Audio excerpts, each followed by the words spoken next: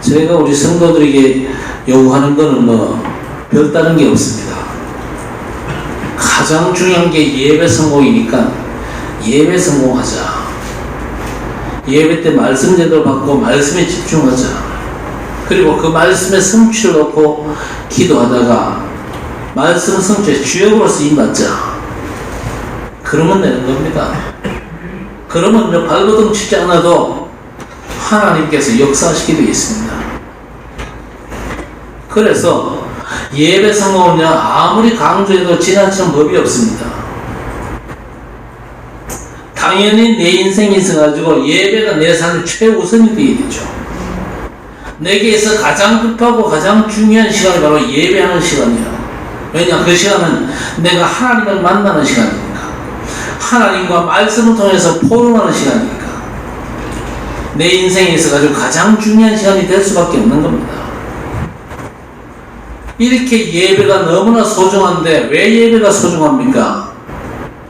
우리 인간이 영적인 존재잖아요. 영적인 존재인 우리 인간이 하나님을 만나고 예배하도록 창조되었습니다. 인간이 창조받은 자체가 예배하는 존재로 하나님께서 우리 인간을 창조하셨다니까요. 그래서 우리 인생 최고의 가치가 뭐냐? 하나님께 예배하는 겁니다. 그런데 우리가 하나님께 예배 못하면요, 우상숭배에 빠질 수밖에 없는 것입니다. 세상과 세상 것들을 사랑할 수밖에 없어요. 그러니까 당연히 우리 마음이 그리고 생각이 어두워지고 영안조차 어두워지잖아요. 판단력과 분별력이 없어지고 하나님 것보다 내 것이 더 앞서가지고 내 삶에 드디어 망조가 들기 시작하는 겁니다. 자, 그런데 우리 성도들이 예배 성공할수록 어떻게 됩니까? 내 것이 점점 하나님의 것으로 교체가 됩니다.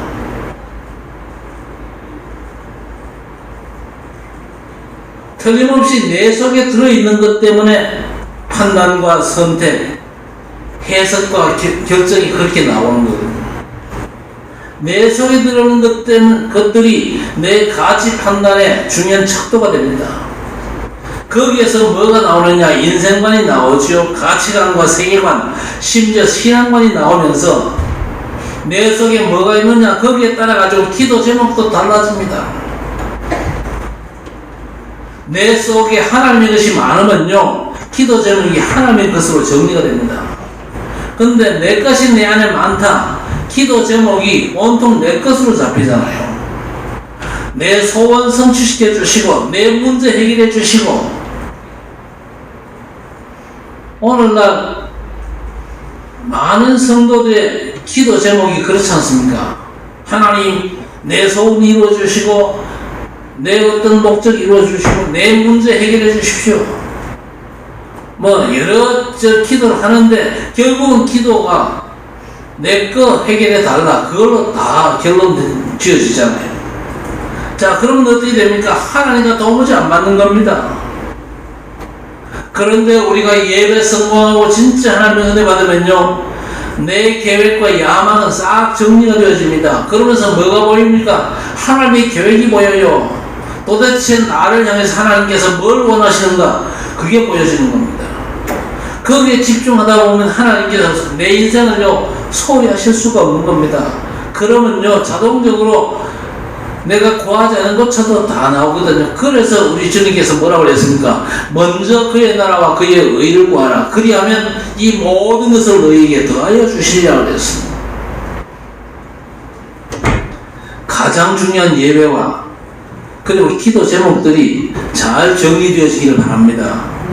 자, 그런데 우리 인간은요, 살아가면서 신불신자를 막론하고 많은 이 삶의 기로를 만납니다. 삶의 전환점을 맞이하는 경우가 많지요. 우리 앞에 여러 가지의 길들이 있습니다. 한 길로만 가는 줄 알았는데 여러 가지의 길 중에 도대체 내가 어느 길로 가야 될지 머뭇거릴 순간이 많습니다. 달리 말씀드리면 터닝 포인트, 전환점의 기회가 많다, 그 말이거든요. 그런 기회 앞에서 판단이나 선택을 잘못하면 어떻게 되겠습니까?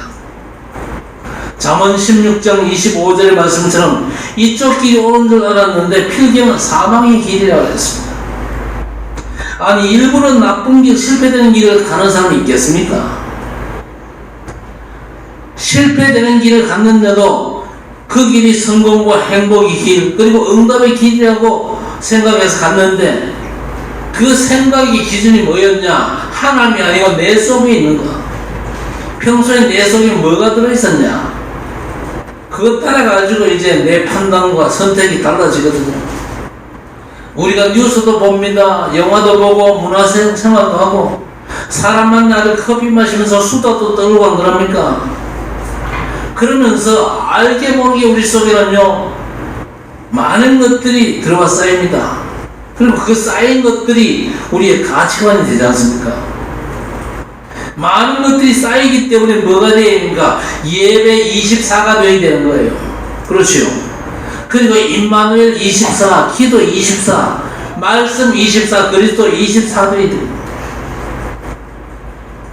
그렇게 되면요 우리 안에 뭡니까? 성삼위 하나님으로부터 말미암는 오력과 성령 충만이 옵니다.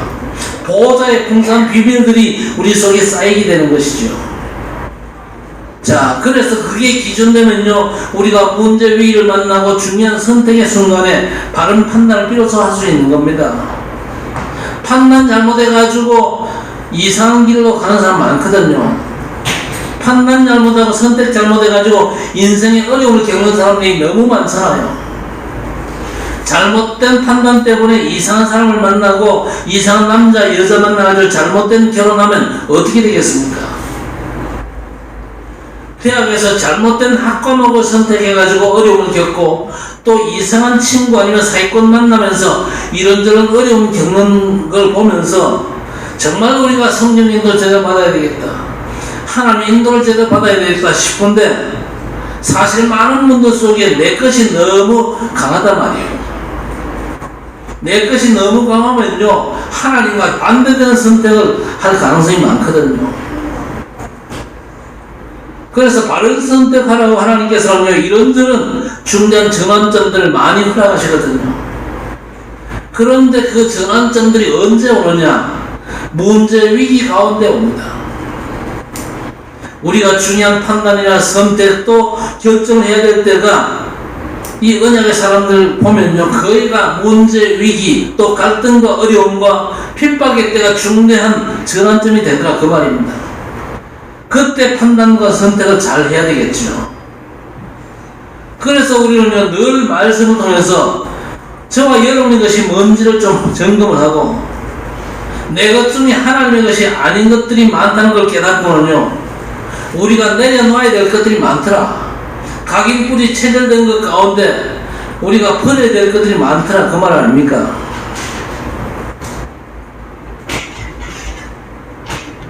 그래서 살아가면서 내 계획과 야망이 큰 이유가 뭡니까? 하나님의 계획과 소원, 하나님의 비전을 몰라가지고 그렇게 되는 거 아니겠어요? 어쩔 도리 없이 세상에서는요 인간의 의가 강조가 됩니다. 의식주가 주된 관심사 아닙니까? 뭐 바르게 살아라, 지구상의 모든 학교가 그걸 가르치지 않습니까? 선행 열심히 하고 죄 짓지 말고 훌륭한 사람 되라 그렇게 가르치지 않습니까? 학교에서는요 지식을 넘어가지고 인성도 가르치고 사회생활과 여러 가지를 가르치는데 기왕이면 보람되고 또 아름답고 가치 있는 인생 살도록 가르치지 않습니까? 그러니까 도리 없이 언약 모르면요 성공주의에 빠져가지고 내가 주인되어 살아가잖아요. 그러다 보니까 사람의 말과 이익과 손해 또 인본주의 굉장히 민감해집니다. 어떤 사람은요 먹는 것에도 굉장히 민감한 사람이 있어요. 식당에서 옆 테이블이 분명히 늦게 들어왔는데 우리보다 먼저 음식 나오면요 이성을 잃고 막 때려 부수고 의자 그런 사람도 있거든요. 어떤 사람 몇 푼 안 되는 적은 돈에도 굉장히 민감해가지고 그 몇 푼 안 되는 돈 때문에 더 큰 소송 비용 치르면서 재판도 하고 그럽니까? 그리고 명예나 자존심 이런 거에 굉장히 민감한 사람도 있습니다. 왜 그렇습니까? 내 거다 그렇게 생각하니까 그렇죠. 우리는요, 내 거보다 하나님 것에 더 민감한 사람이 되셔야 됩니다.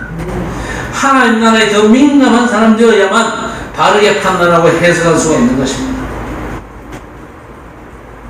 내 속에 하나님의 형상, 하나님의 생기, 또 성삼위 하나님으로부터 오는 복음의 말씀, 보호자의 비밀들이 가득 차도록 말씀을 잘 묵상하시기를 바랍니다. 중년 전환점 기로는요, 문제 위기 왔을 때 펼쳐지거든요. 어쨌든 문제나 위기 때문에 뭔가를 선택을 해야 되잖아요. 그때마다 사실은 중요한 시간표거든요. 오늘 창세기 12장 1절과 4절에 왜 다툼과 갈등이 일어났다고 그랬습니까? 다툼과 갈등이 아브라함과 또 롯의 목자들 사이에서 일어났잖아요. 표면적인 원인은 여러 가지가 있을 수 있겠지만요, 본질적으로 뭡니까? 하나님의 말씀을 안 따라가서 그렇습니다. 말씀대로 안 사는 건 대부분의 사람들이 말씀대로 사는 게 사실 쉽지가 않죠. 그러나 우리가 말씀을 따라가야 됩니다. 그렇죠. 그게 하나님 인도받는 거 아니겠습니까? 분명히 본토 친척 아비 집을 떠나라 그랬잖아요. 거기에는요, 아비 집에 딸린 다른 식구들도 다 띄놓고 나와야 되는 겁니다. 그게 본토 친척 아비 집을 떠나는 건데, 조카 롯을 달고 나왔잖아요. 물론 이해는 됩니다. 낯선 곳에 가잖아요. 더군다나 조카 아닙니까? 조카는 삼촌이 챙겨야죠. 부모 없는 조카 삼촌이 챙겨야 되죠. 그리고 데리고 오면요, 마음도 든든하잖아요. 또 의지도 되고. 밤길이 무섭고 혼자 있는 게 무서울 때 있잖아요. 그때 나보다 젊은 동생만 있어도 마음이 든든하잖아요. 그렇게 조카 롯을 데리고 왔는데 그게 다툼과 갈등의 원인이 된 겁니다. 그래서 성경은요, 본토 친척 아비 집을 떠나라 그랬고 집안 식구가 원순이라 그랬습니다. 그러면서 부모와 자식과 전토를 벌이는 자는 금세에 100배를 받고 내세에 영생을 얻지 못할 자가 없겠다, 그렇게 말씀하셨죠. 그런데 그 말은요, 가족을 소홀히 하거나 부모에게 대항하거나 자식과 갈라서라는 그런 얘기가 절대 아니잖아요. 그 어떤 것도 뭡니까? 하나님의 언약보다 우선돼서는 안 된다, 그 말입니다. 그런데 아브라함이 이 일에 잠깐 실수했잖아요. 그래서 7절에 아브라함의 가축의 목자와 롯의 가축의 목자가 서로 다툼이 일어났죠. 자, 그런데 이 다툼은요, 단순한 육신적인 다툼이 아니라는 사실을 아셔야 됩니다. 단순한 어떤 재산이나 경제 이권 다툼이 아니거든요. 인간과의 관계의 갈등도 아니고 의견이 안 맞는 것도 아닙니다. 아브라함의 가축의 목자와 롯의 가축의 목자와의 이 다툼은요, 언약이냐 비언약이냐, 그 갈등입니다. 영적인 다툼이 일어난 거죠. 지금도 얼마든지 일어날 수 있는 그런 다툼 아닙니까? 신앙생활 하면서 지금도 똑같은 갈등들이요, 가정마다 많이 일어납니다. 성도들 사이에도 이런 갈등들이 많거든요. 그래서 내 속에 뭐가 딱 자리하고 있냐, 이 점이 너무 중요한 것이죠. 자, 이럴 때 아브라함이 9절에서 뭐라고 얘기합니까? 왜 다툼이 일어났냐? 그 문제의 본질적인 원인을요, 지금 아브라함이 잘 읽었다, 그 말이죠. 다툼이 일어나는 이유가 뭡니까? 재산이 많아서도 아니고 가치관이 달라서도 아니죠. 의견이 안 맞고 내가 손해볼 것 같아가지고 갈등이 일어난 것도 아닙니다. 이 문제가 다른 문제가 아니구나, 영적인 문제구나. 하나님의 언약 관점에서 아브라함이 해석을 바르게 한 것입니다. 뭔가 중요한 눈치를 제대로 챘기 때문에 이 아브라함이요, 조카와의 다툼과 갈등 속에서 치고받고 싸울 이유가 없는 겁니다. 그래서 아브라함이 뭘 합니까? 조카 롯에게 먼저 선택하도록 양보합니다. 네가 좌하면 나는 우하고 네가 우하면 내가 좌할 것이다. 그랬더니 롯도 뭔가를 선택을 해야 되고 이제 삼촌이랑 헤어질 때가 됐잖아요. 그래서 10절에서 뭐라고 그럽니까? 눈을 들어 소돔 땅을 바라보니까 소돔과 고모라가 망하기 전이기 때문에 여호와의 동상 같고 애굽 땅과 같았더라 그랬습니다. 이 롯은요 영안이 어두운 겁니다. 중요한 언약이 관점에서 문제를 보지 못한 것이죠. 그러니까 좋은 땅인 줄 알고 물도 넉넉하고 농사도 잘 될 것 같은 그 땅을 이 롯이 선택을 한 것입니다. 이만큼 내 속에 뭐가 있냐 이게 중요하죠. 뭐 잘나고 못나고 그건 중요하지 않습니다. 얼마나 바르게 살고 또 못되게 살았냐 그것도 중요하지 않습니다. 내 능력이 얼마나 좋으냐 시원찮으냐 배경이 어떠냐 그런 게 중요한 게 아닙니다. 도대체 어떤 판단과 선택을 하느냐 그게 모든 걸 결정짓지요. 우리가 잘 아는 요셉 갈등이 생겼잖아요. 형들이 너무 미워하고 그래서 형들과 시기 질투가 벌어졌잖아요. 그런데 이 형들이 얼마만큼 요셉을 미워합니까? 요셉을 죽일 마음 가질 정도로 요셉을 미워한 겁니다. 이때 요셉이 해석을 잘못해가지고 형들과 내가 사이좋게 지내야 되겠다. 그러면 간단하잖아요. 꿈을 포기하고 형들 비위 맞춰주면 되잖아요. 형들과 사이좋게 지내고 형들을 좀 유익하게 그렇게 만들면요 애굽에 절대 안 갑니다. 자 그러면 더 큰 문제가 생기잖아요. 훗날에 애굽에서 바로왕 앞에서 전 세계인들이 양식 사러 올 때에 세계 앞에 복음을 설명해야 되는데 집안에서 작은 갈등 문제 해결하기 위해서 형들과 그만 화해하고 형들 좋게 해버리면요 애굽에서 감당해야 될 본질적인 사역이 어떻게 되겠냐 그 말이거든요. 그래서 우리가 영안이 미리 열려야 됩니다. 그래서 우리가 미래를 미리 알고 미리 보고 미리 응답받고 미리 성취하고 미리 정복하고 누릴 수 있는 은혜를 우리가 받아야 될 것입니다. 자 그런데 롯은요 이 잘못된 걸 선택했잖아요. 우리가 살아가면서 사실은 늘 우리가 중대한 기로 전환점에 서 있다는 사실을 알아야 됩니다. 우리가 크고 작은 문제가 일어날 때마다 원찮은 어려움과 갈등과 핍박을 당하고 우상이 들끓고 또 세상이 혼란스럽고 팬데믹 시대가 오고 사람들이 악해지고 중대한 기로에 서 있다. 그렇게 보면 틀림없을 겁니다. 그때 나 혼자 신사적으로 하나님 바라보고 교회 댕기고 자식 잘 되고 사업 잘 되고 식구들 건강하면 된다 그렇게 생각하면 됩니까?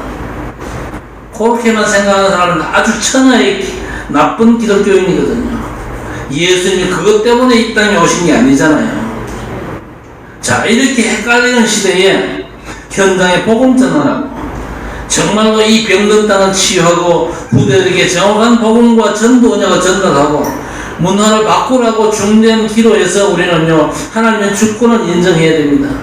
하나님께서 이 문제를 주셨고 이 위기와 갈등을 주셨구나.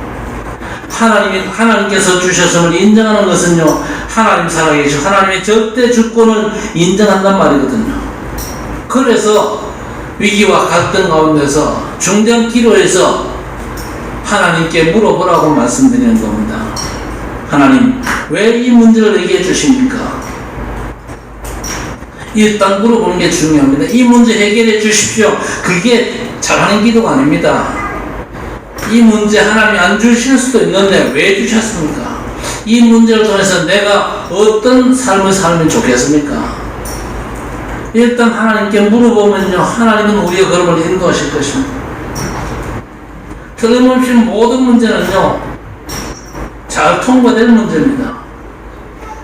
그리고 모든 문제가 하나님 앞에는요 별거 아닌 문제 아닙니까? 그런데 왜 이렇게 내게 어려움을 주십니까? 문제를 주신 하나님의 이유가 뭡니까? 그렇죠. 하나님과의 깊은 질문과 포럼 교제 속으로 들어가는 겁니다. 결국에 뭡니까? 내 속에 뭐가 있냐? 그게 모든 걸 결정짓거든요. 그래서 오늘 성경에 아브라함은요 본토 친척 아비집을 떠나가지고 여호와께서 지시한 땅으로 갔습니다. 그런데 창세기 12장에 아브라함이 본토 친척 아비집을 떠나는데 앞장에 11장이 뭡니까? 바벨탑 사건이잖아요. 그 그 앞에 6장은 뭡니까? 홍수 사건. 그리고 3장은 인간 본질의 영적인 문제, 창세기 3장 사건 아닙니까? 이 3장과 6장, 11장의 문제를 누군가는 해결을 해야 됩니다. 인생의 가장 본질적인 문제니까 이 문제를 누군가는 해결을 해야 돼요. 누군가는 이 문제를 해결할 전도자의 삶을 살아야 됩니다. 그러려면 이 땅에 누가 오셔야 됩니까?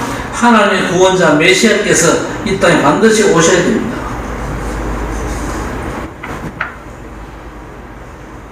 그래서 메시아 오실 땅, 하나님의 최고의 복음 언약이 성취될 가나안 땅으로 가야 되는 거예요.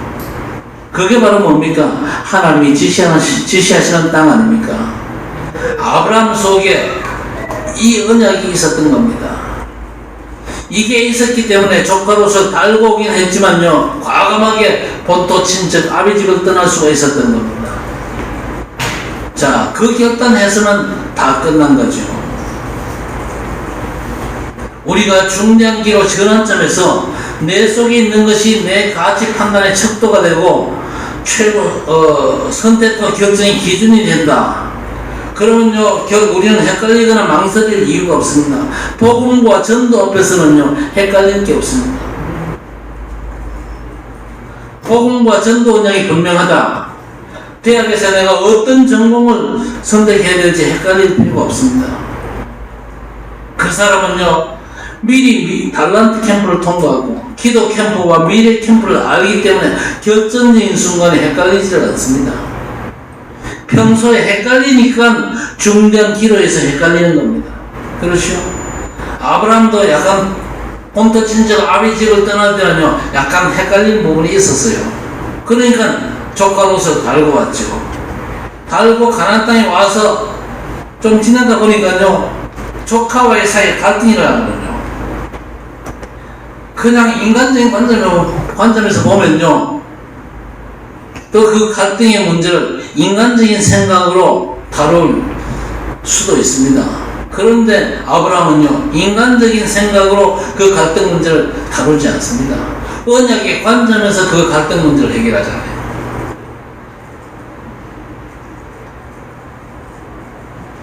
우리가 평소에 그리스도 임마누엘을 누리고 내 것이 아닌 하나님의 그 보좌의 비밀로 충만하고 말씀 흐름을 제대로 따라간다.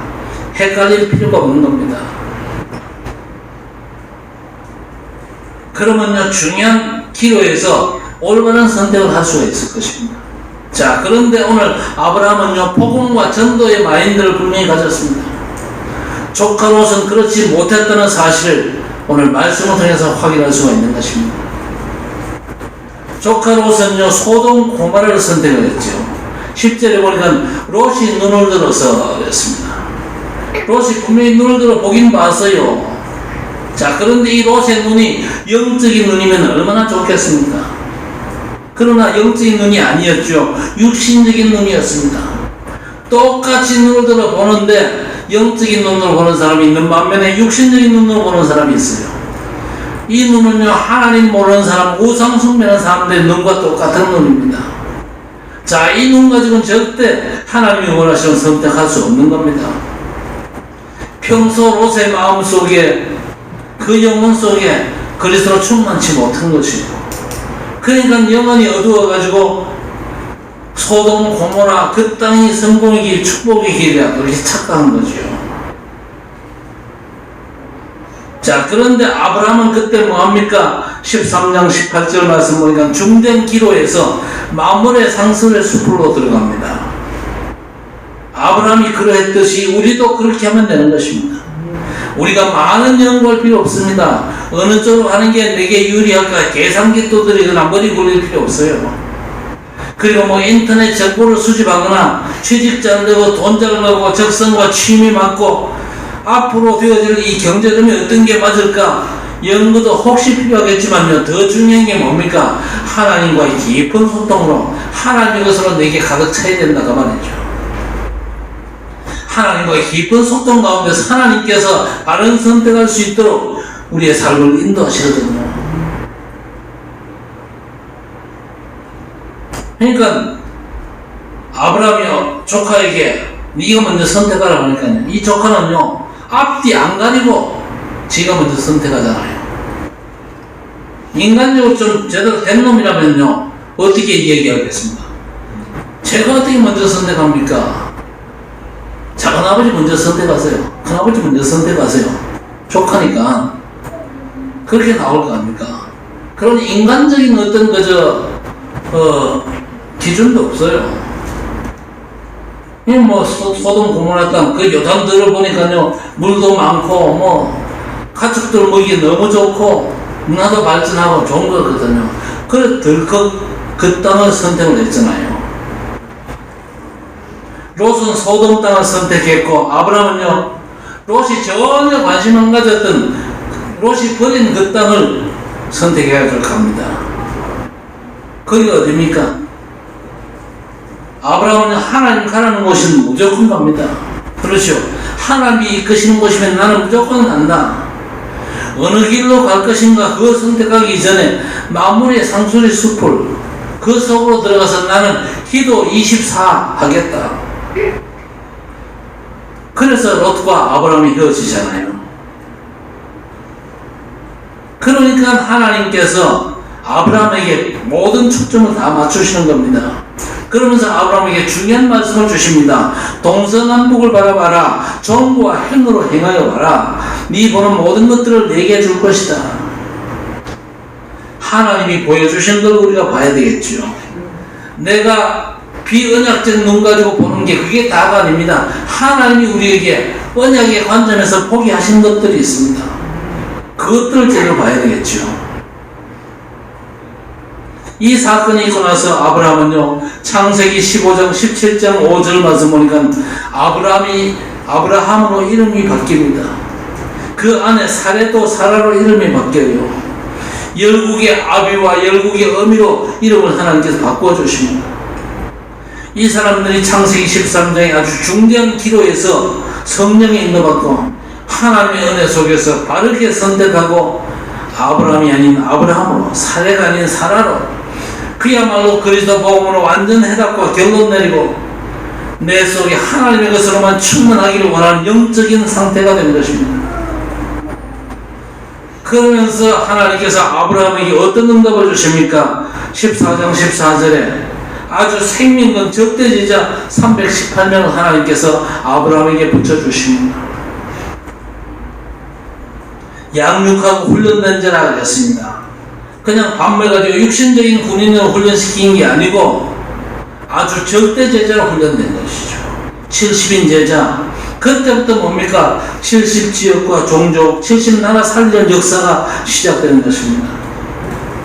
아브라함을 통해서 하나님의 절대 언약이 성취될 수밖에 없는 것이죠.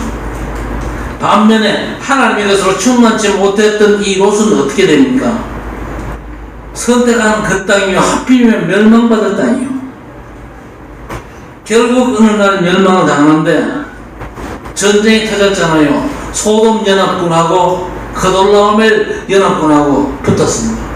붙었는데 소돔 연합군이 그돌라오멜 연합군에게 패해가지고 롯의 식구들이요 싹 다 포로로 잡혀가 버렸습니다. 그 소식 듣고 아브라함이 가병 318명을 데리고 와서 구출을 하는데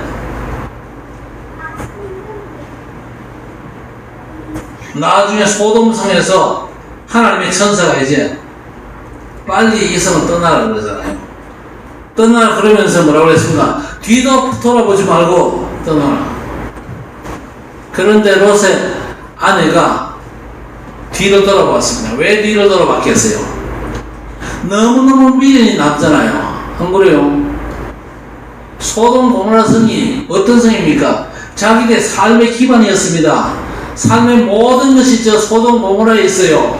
그런데 저 소돔 고모라가 망한대요. 하늘에서 불이 떨어져 쫄딱 망한대요.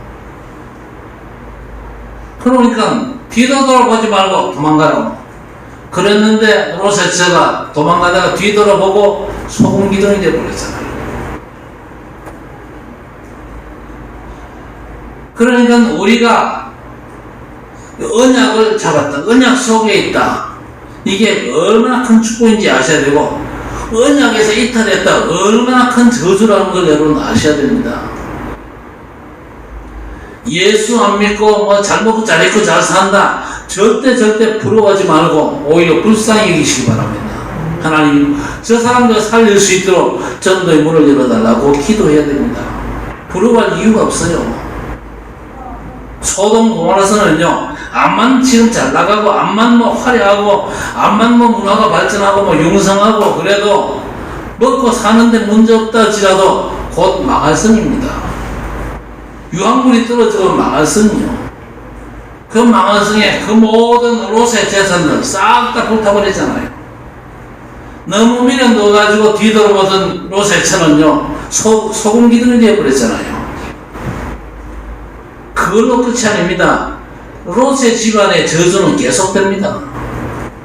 그래가지고 롯과 두 딸이요 저 산속에 굴에 들어가서 지내는데 앞불사 이 롯이 두 딸로 인해 가지고 자식을 낳잖아요.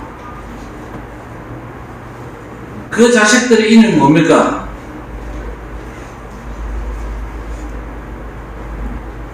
그 자식들의 이름이 뭐죠? 모압과 암몬이죠. 그래서 후대에 모압족과 암몬족이 됐죠. 여러분, 모압족과 암몬족 뭐 생각납니까? 이스라엘 백성들 출애굽해가지고 광야를 통과할 때에 이스라엘 백성을 그렇게 괴롭혔던 인간들이 바로 모압족과 암몬족 속이었어요. 그러니까 이것들이요 완전 그저 언약의 여정을 가로막는 그런 인종이 되었다 그 말입니다. 그러니까 이 롯의 가정을 보면요 완전 망해버렸어요.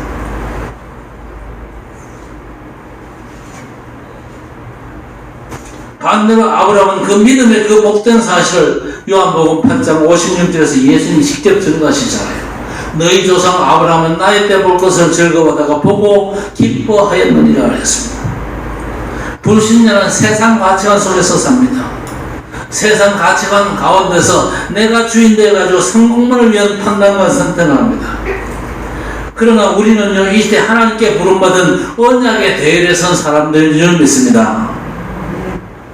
우리가 살아가다 보면요 중년기로가 여러분 오는데 그때 우리가 오늘 말씀처럼 바른 판단과 선택을 하기 위해서는요 복음과 기도 24시를 체험해야 됩니다. 그리고 말씀의 흐름 따라 영적 서밋 타임을 가지면서 보호자의 비밀 393의 흐름 속으로 들어가면 되는 겁니다. 그러면요 우리가 바른 선택을 할 수 있습니다. 오늘 중요한 전환점에 서서 하나님께서 우리에게 이 말씀을 주셨습니다. 중요한 전환점이 우리에게 오거든요. 위기와 여러가지 문제라고 하는 형식을 빌려가지고 우리의 삶에 전환점이 오는데 그 전환점에서 그야말로 우리가 바른 선택과 결단을 할 수 있습니다. 그러면요 우리가 아무리 위기를 만난다 할지라도 하나님은 그 위기를 변화시켜가지고 축복으로 하나님의 절대 언약이 성취되는 길로 우리의 삶을 인도하실 줄 믿습니다. 오늘 주신 이 말씀이 여러분의 삶에 완전 성취되기를 우리 주님의 이름으로 간절히 축원합니다.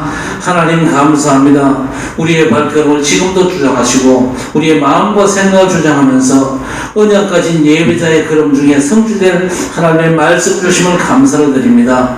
중대한 전환점에서 내 속에 그리스도와 하나님의 나라 하나님의 것을 충만케 해 주옵소서.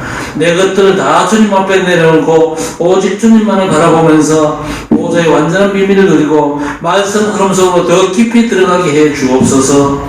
예수 그리스도의 이름으로 간절히 기도드리옵나이다.